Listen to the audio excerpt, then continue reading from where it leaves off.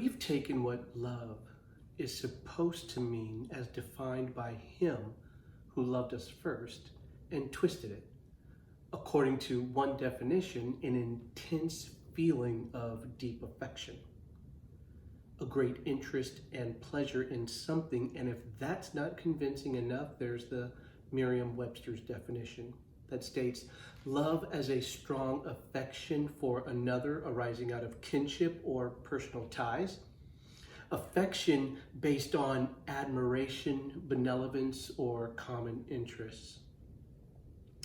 But is there another definition we could look to? I personally love the Greek lexicon agapeo, which means to love, in a social or moral sense. Now, when speaking of persons, get this. It means to welcome, to entertain, to be fond of, to love dearly. And when speaking of things, it means to be well pleased and to be contented at or with a thing. Now, did you notice how there was no mention of our feelings?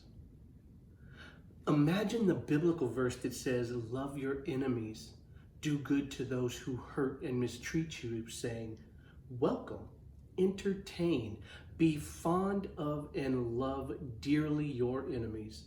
Do good to those who hurt and mistreat you. When we have a clear definition and understanding of love, we see the richness and depth of what it means to love those who don't love us or even want the best for us. I think we find it hard to love our enemies because we have an even harder time with forgiveness.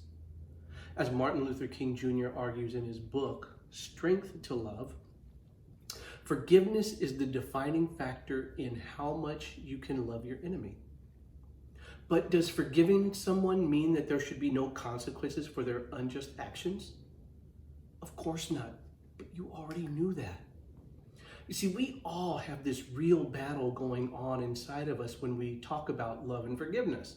And much has been said throughout the centuries, but let me take you back to November 17th, 1957, inside the Dexter Avenue Baptist Church in Montgomery, Alabama, where Martin Luther King Jr. is delivering his Loving Your Enemies sermon.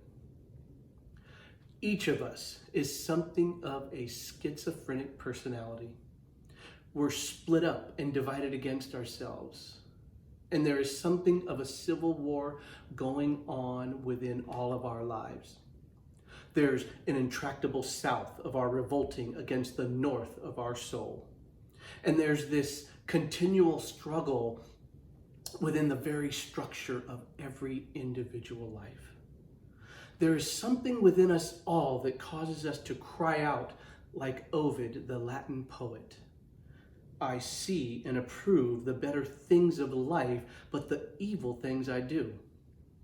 There is something within all of us that causes us to cry out with Plato that human personality is like a charioteer with two headstrong horses, each wanting to go in different directions. There is something within each of us that causes us to cry out with Goethe. There's enough stuff in me to make both a gentleman and a rogue. There is something within each of us that causes us to cry out with the Apostle Paul. I see and approve the better things of life, but the evil things I do. Oh, to have been there in that room some 62 years ago. But let us not love in word only, but love in deed. That we would love with action and purpose, not just to those who love us, but also to those who don't. See you in the next video.